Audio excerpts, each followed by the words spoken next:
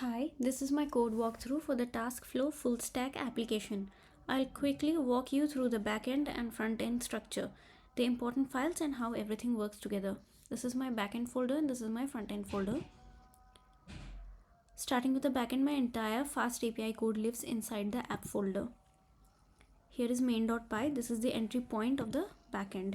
It creates FastAPI app and course for my front end and includes all root files and the authentication routes and the task routes. Next is database.py. This file sets up the database connection using SQL Alchemy. I read the database URL, create the engine session and the base model. Every API route that needs database access uses the getDB dependency from here.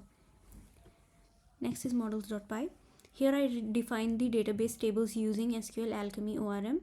I have a user model and a task model. Task includes files like title, description, category, priority, deadline, status, and a foreign key pointing to the user. Next is schemas.py. Schemas validate incoming and outgoing data using Pydantic. User create, and task update ensure that only valid information enters the API. Next is auth.py. This file handles the full authentication flow. I hash passwords, verify passwords, create JWT access tokens and decode them. The function get_current_user ensures only logged in users can access the protected task routes. Next is AI summary.py. This file is responsible for generating the AI weekly summary. It formats the user's tasks and sends them to a free AI reference endpoint. This returns a short productivity insight. In the routes folder, I have auth routes.py. This contains two main routes, auth signup and auth login. So the auth signup registers a new user and auth login logs in using OAuth2 form data and returns a JWT. The next is task.py. This file contains all CRUD routes for tasks: create, get all tasks, get task by ID, update and delete. Every route is protected using get_current_user, so users can access only their own tasks. Then we have a test folder.